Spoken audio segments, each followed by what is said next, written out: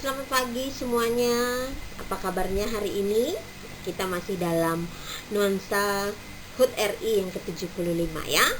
Semoga dengan memperingati HUT RI ini kita semua semakin tambah semangat dalam belajar ya, dalam belajar walaupun dalam kondisi pendidikan jarak jauh.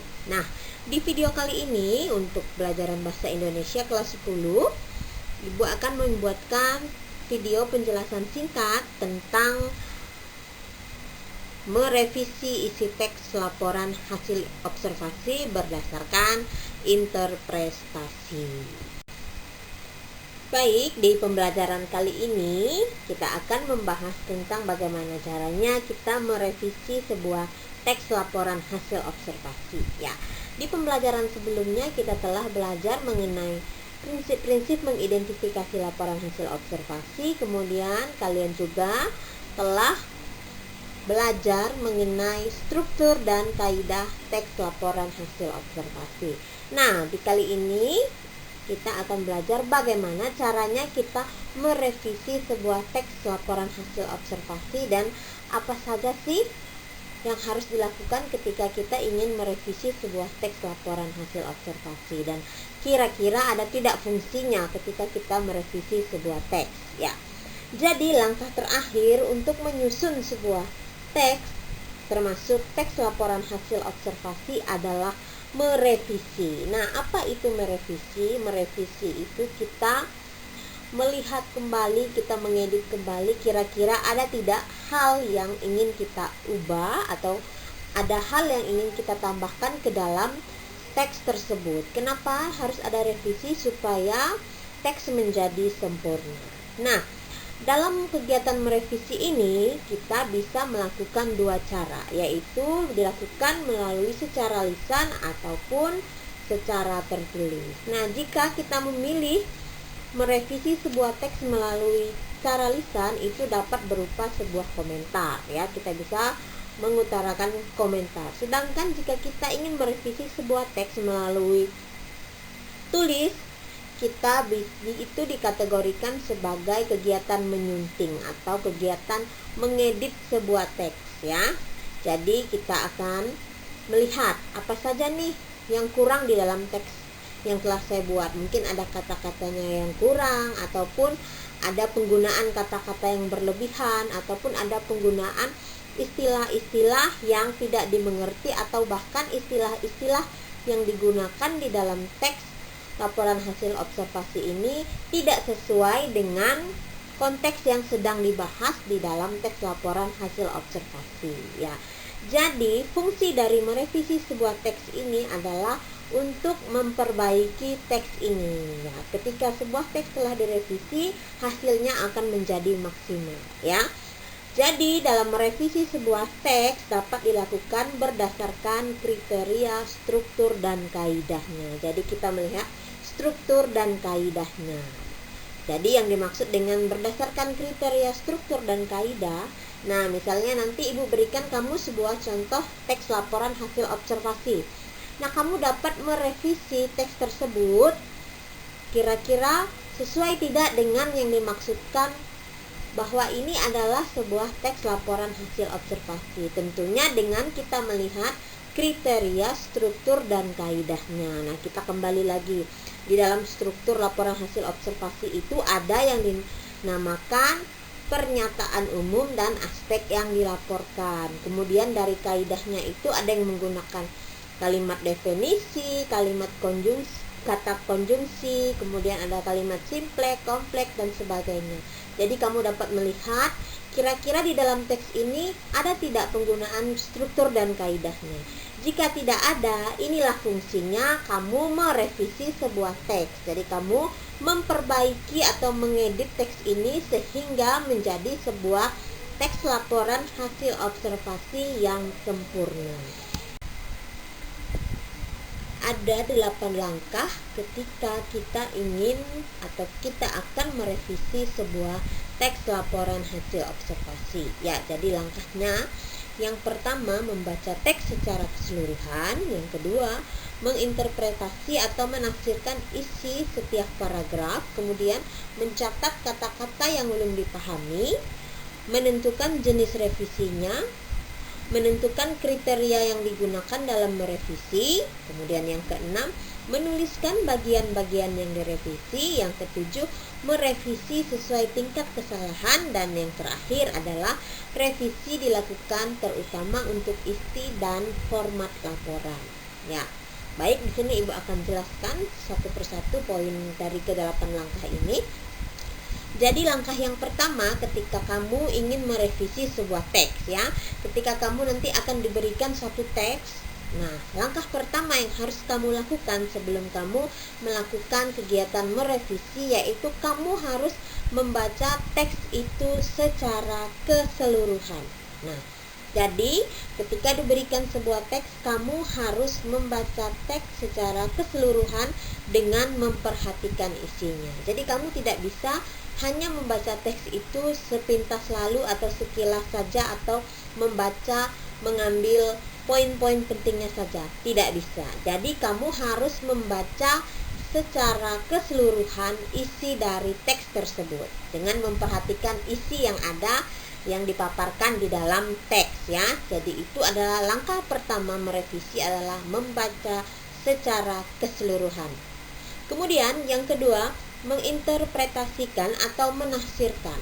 Jadi kamu setelah membaca secara keseluruhan, kamu tugas atau langkah yang selanjutnya adalah kamu menafsirkan atau menginterpretasikan isi dari setiap paragraf. Nah, biasanya untuk teks laporan hasil observasi di paragraf pertama ini merupakan pernyataan umum.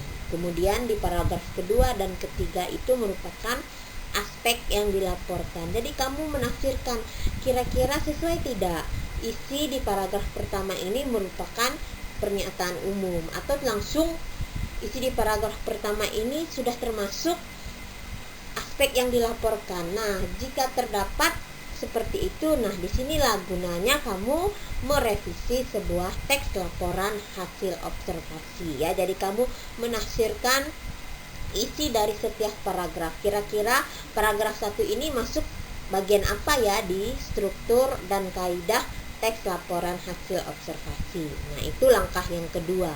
Kemudian langkah yang ketiga yaitu kamu mencatat kata-kata yang belum dipahami ya. Jadi di garis bawahi kamu hanya mencatat kata-kata yang belum dipahami.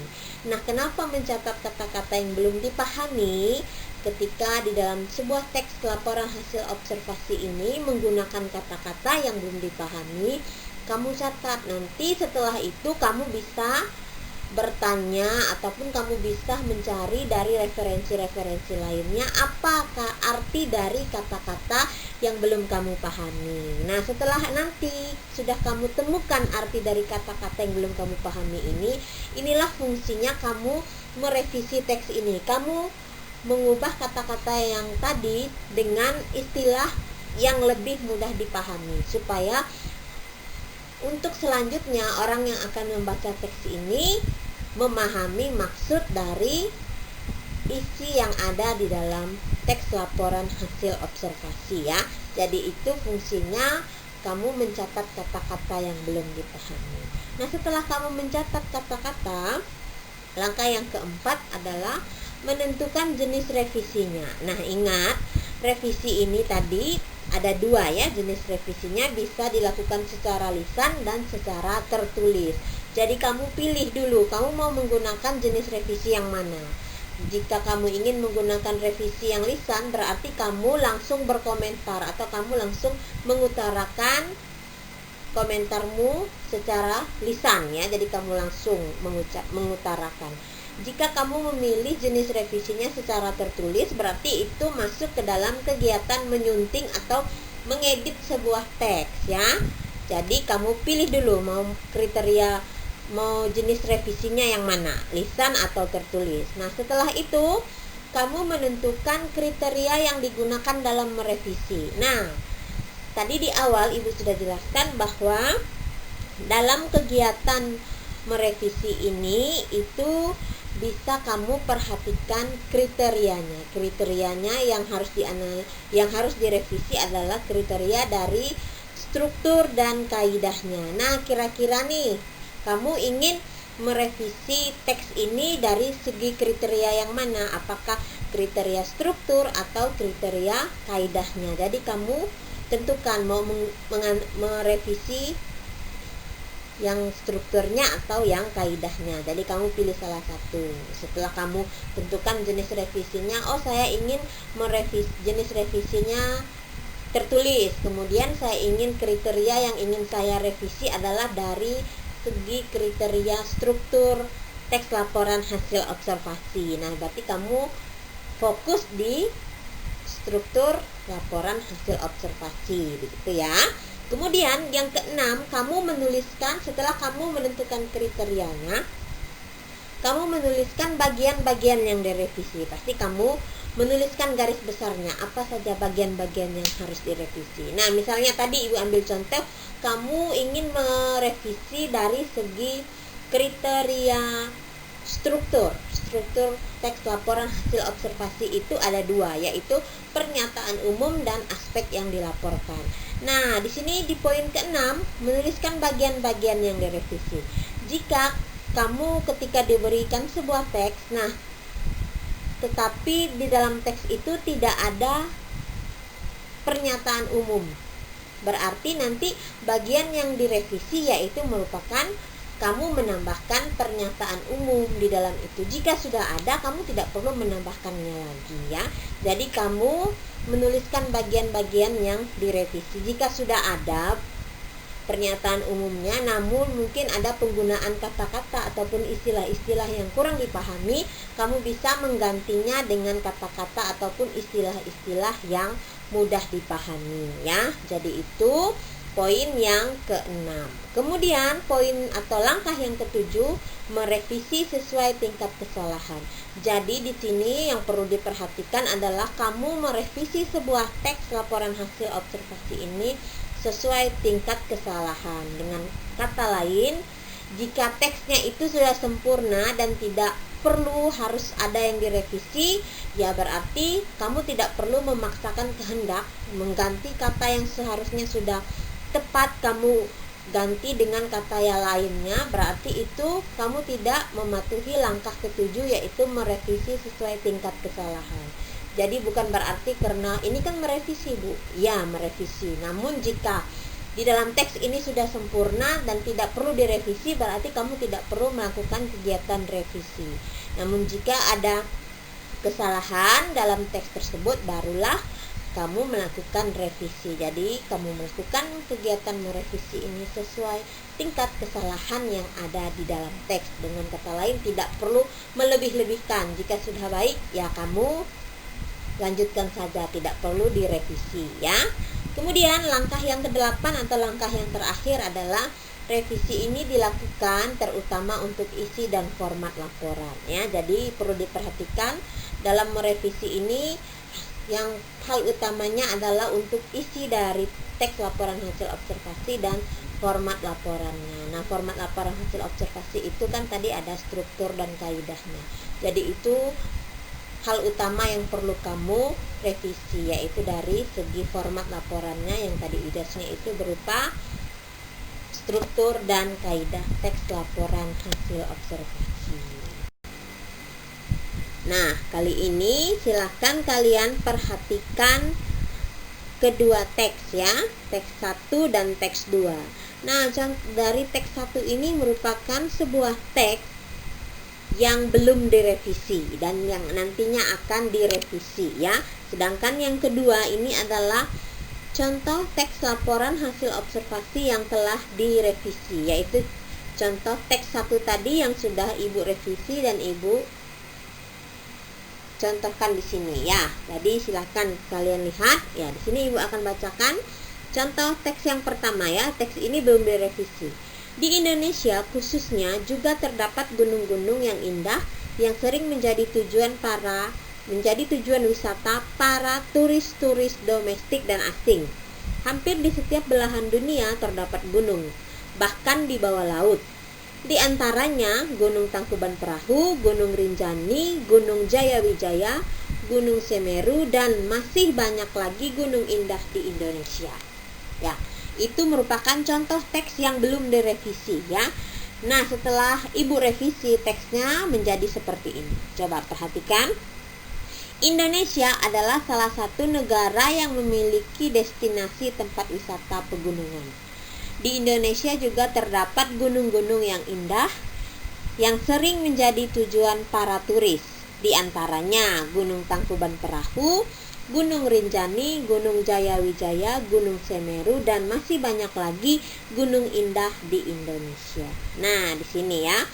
Ini kan kita merevisi sebuah teks laporan hasil observasi. Jadi di sini Ibu sudah menentukan jenis revisinya, yaitu Ibu merevisinya merupakan melalui revisi yang jenisnya tertulis ya. Jadi Ibu melakukan kegiatan mengedit teks ya. Jadi Ibu mengedit teks 1 menjadi teks 2 karena Ibu memilih jenis revisinya adalah melalui tertulis ya. Jadi Ibu lebih memilih kriterianya adalah kepada kriteria struktur ya.